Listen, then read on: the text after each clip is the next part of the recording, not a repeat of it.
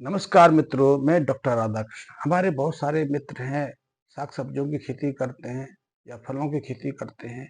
और फलों में और खेती में तो बहुत सारी बीमारियों से बचाव के लिए बहुत तरीके की पेस्टिसाइड, इंसेक्टिसाइड प्रयोग करने पड़ते हैं।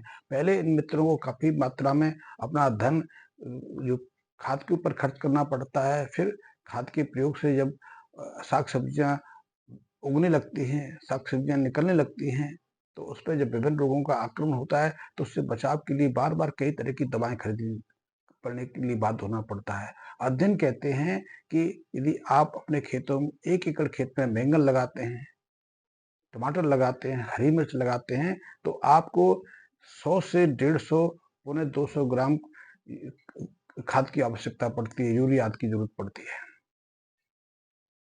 और इसके अलावा जब आपकी साग-सब्जियाँ निकलना शुरू हो जाती हैं, फल लगने लगते हैं, तो फिर उस पे अतिरिक्त बीमारियों से बचाव के लिए कई तरह की दवाओं का प्रयोग करना पड़ता है। और इन दवाओं पर भी विभिन्न देश के जो हमारे क्षेत्र हैं, ऐसा अध्ययन कहते हैं कि इन साग-सब्जियों पर 30 से 40 हज़ार रुपए की पर एकड़ कई तरह की दवाइयों का प्रयोग करना पड़ता है। इसी तरह जिन क्षेत्रों में फलों का उपज की जाती है, फल जैसे हिमाचल में सेब की फसल की जाती है, तो मेरे पास हिमाचल प्रदेश के कई ऐसे डिस्ट्रिक्टों के आंकड़े उपलब्ध हैं। यहाँ फल उगाने वाले किसान अपने फलों की सुरक्षा के लिए 1.5 लाख रुपए तक के पेस्टिसाइड अपनी दवाओं फसलों पर छिड़कते हैं। केले की उपज करने वाले जैसे भुसावल वगैरह में भी केले की जो फसल लेने वाले किसान हैं, 1 एकड़ में 70-80 हज़ार रुपए तक का केमिकल यूज़ कर लेते हैं।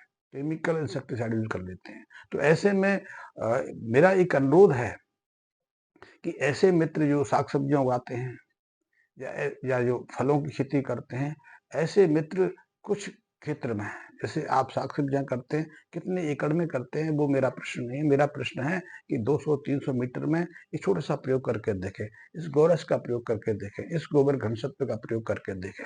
आपको अनूठे रिजल्ट मिलेंगे। इससे ना केवल आपकी जो फसलें हैं, वो सामान्य की तुलना में अच्छी मिलेंगी, उनकी ग्रोथ अच्छी होगी, उनकी शाखाएँ पहले से ज़्यादा संख्या में मिलेंगी। उन पे जो फल आएँगे, फूल आएँगे, उन पे जो फसलें की उपज होगी, वो निश्चित रूप से पहले की तुलना में कम नहीं होगी। मैं अधिक की इसलिए गारंटी नहीं देता क्योंकि मुझे फेंकने से, झूठ करने से कोई प्रोडक्ट बेचना नहीं। मैं तो पहले ही कहता हूँ कि आप 10 एकड़ में मत करिए, आप 200 मीटर में करिए, 100 मीटर में करिए। आपकी संतुष्टि हो तो फिर आगे करिए। लेकिन इसके प्रयोग से 2 चीज़ें होंगी। पहली चीज़ होंगी कि आपकी फसल अच्छी होगी। आप जितनी केमिकल फर्टिलाइज़र से टमाटर, बैंगन, मिर्च, आलू जितना लेते हैं या दूसरे फलों की उपज लेते हैं, चाहे आलू, चाहे सेब हो, केला हो, अमरूद हो, अंगूर हो, पपीता कोई भी हो, वो जितना उसकी फसल लेते हैं, वही उतनी ही मात्रा में इसके माध्यम से मिलेगी। उससे बढ़ के मिलेगी लेकिन इतनी तो मिलेगी ही मिलेगी। दूसरा उसका स्वाद अलग होगा, क्योंकि ये प्राकृतिक तरीके से है कि जब आप इस बोरस का प्रयोग अपने खेत की मिट्टी में करते हैं, तो मिट्टी में प्राकृतिक तरीके से हर पोषक तत्व आपकी फसलों को सहजता से मिलता है। तब आपको आर्टिफिशियल तरीके से, रासायनिक तरीके से किसी खाद के माध्यम से उन्हें अपने खेतों में देने की आवश्यकता नहीं होती। क्योंकि जब भी आप किसी रासायनिक खाद का प्रयोग करते हैं, उसका प्रभाव तो वो तीव्रता से होता है। आपने यूरिया दिया, दूसरे-तीसरे दिन आपको रिजल्ट मिल गया, दूसरे-तीसरे दिन देखते हैं कि आपकी जो मुरझाया पेड़ था, सूखा पीला पड़ा हुआ पेड़ था, अचानक हरा-भरा होने लग जाता है, उसपे नई कोपलें आनी शुरू हो जाती हैं या मुरझाया हुआ पेड़ खड़ा हो जाता है। निश्चित रूप से प्रभाव तो आपको तेज़ी से मिलता है, लेकिन वो प्रभाव 10, 12, 15 दिन के बाद धीमा पड़ जाता है, फिर वही पूर्व स्थिति आ जाती है। उसका फिर पीलापन लौट आता है। दूसरे खादों के साथ भी ये समस्या है। दूसरा, फल जब आएँगे, फल के समय जब दोगे तो भी फल तो तीव्रता से आ जाएँगे। अचानक यदि आपकी फ्लावरिंग नहीं हो रही है, खाद देंगे तो फ्लावरिंग भी तीव्र हो जाएगी। लेकिन ज़रूरी नहीं सर हर एक जो आपका फूल है, वो फल में बदले, वो साग-सब्जियों में रूपांतरित हो। और यदि हो भी जाए तो ज़रूरी थोड़ी कि वो रोगों से सुरक्षित रहे।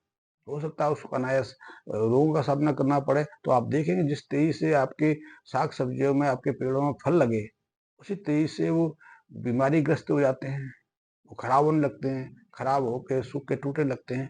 लेकिन जब प्राकृतिक तरीके से इन पोषक तत्वों को ज़मीन से ग्रहण करते हैं, तब इस समस्या का सामना नहीं करना पड़ता। तब वो रोगों से काफ़ी हद तक सुरक्षित रहते हैं। उनका विकास सामान्य गति से होता है, उसमें कभी गिरावट नहीं आती, ना तेजी आती है, वो सामान्य गति से विकसित होते हैं और सामान्य गति से विकसित होना मैं समझता हूँ तेजी से विकसित होने की तुलना में अच्छा है। दूसरा, उनका स्वाद अच्छा रहता है। तीसरा, उनकी गंध, उनका जो आकार है, पहले से बेहतर देखोगे। क्योंकि यदि आप केमिकल फर्टिलाइज़र से सब्जियाँ लेते हैं, तो हो सकता है सब्जियों का आकार थोड़ा बढ़ जाए।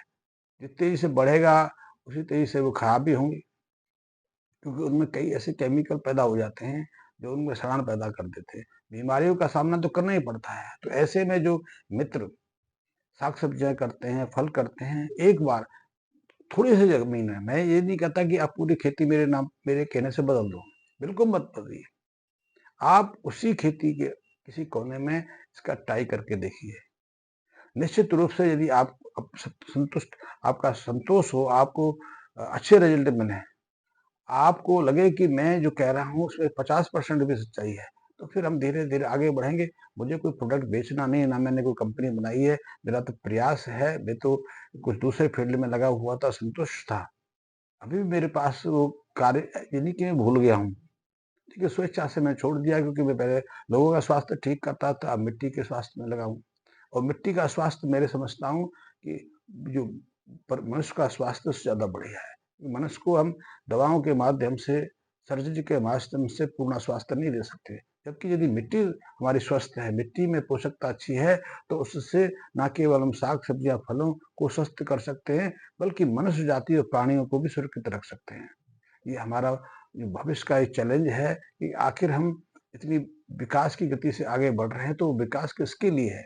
तो मेरा अनुरोध है कि आप साग-सब्जियाँ करें, फल आदि करें या आप किसी तरह खेती करते हैं। खेती के लिए मैं ये इसलिए नहीं कहता कि आपको परिणाम देखने के लिए कम से कम 1 एकड़ भूमि में इसको प्रयोग करने की आवश्यकता है। उसके लिए आप कहेंगे कि मैंने क्या नया जाल फैला दिया, क्योंकि पहले तो आपको 1 एकड़ के लिए कम से कम 500 ग्राम, आधा किलो इस गोबर कल्चर की आवश्यकता है।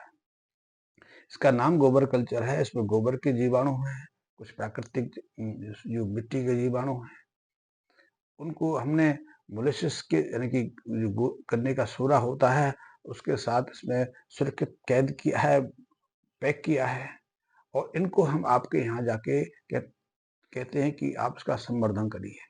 तो पहला चरण संवर्धन का है, संवर्धन का अर्थ है इसको बढ़ाइए। मदर कल्चर आप तैयार कर लीजिए।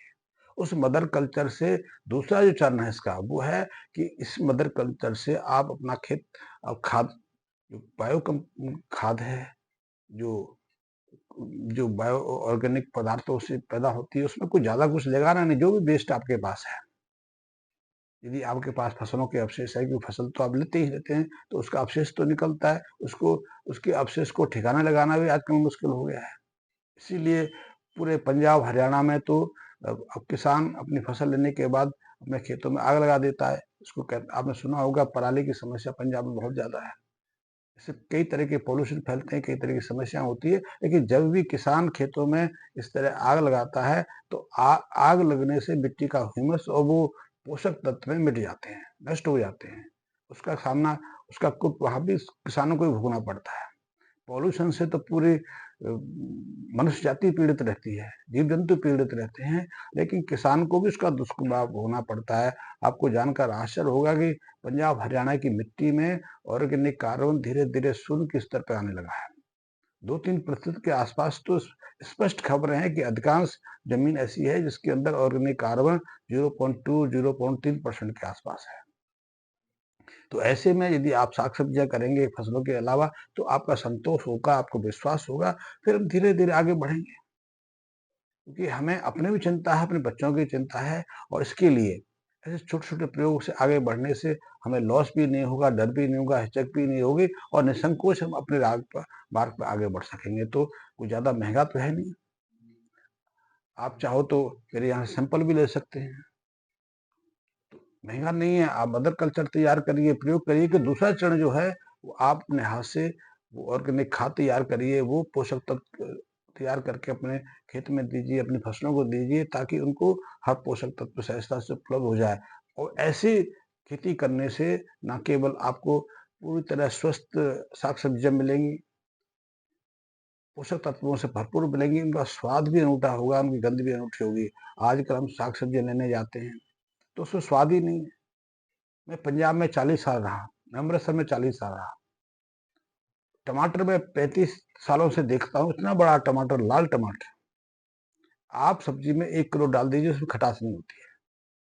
देखने में तो ऐसा लगेगा जैसे कि हमें उसमें तरबूज लग डाल दिया, लाल हो जाएगा, लेकिन स्वाद नहीं आएगा।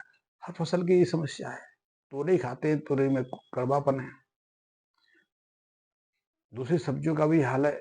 आप गोभी उगाते हैं तो गोभी का फूल जितनी तेज़ी से खिलता है, उतनी तेज़ी से कीड़े लग जाते हैं और को एक भी गोभी का फूल ऐसा चुनना मुश्किल हो जाता है जिसमें कीड़े ना हों। तो इन सबसे मुक्ति पानी है तो प्राकृतिक तरीके से खेती करिए और प्राकृतिक तरीका सही रास्ता है कि आप चाहे जीवामृत का प्रयोग कर सकते हैं, गोबर कंपोस्ट का कर सकते हैं, उसमें भी कोई बुराई नहीं है। लेकिन उससे क्योंकि वो एक बोझ बन जाता है, उसमें ज़्यादा मेहनत करनी पड़ती है, खर्चा भी ज़्यादा आता है, तो उसका सहज रास्ता आपने निकाला है कि उससे ज़्यादा परिणाम आपको गोबर धन से तो देगा। तो आप इसको एक बार प्रयोग करके देखिए और मेरे लिए कुछ जानकारी चाहिए, मुझसे कुछ पूछना है, कुछ जिज्ञासा है, तो निसंकोच मुझे मेरे मैसेज बॉक्स में कह सकते हैं, मेरे को व्हाट्सएप कर सकते हैं। मैं हर प्रश्न का, हर चीज़ का समाधान करने की कोशिश करता हूँ। धन्यवाद मित्रों।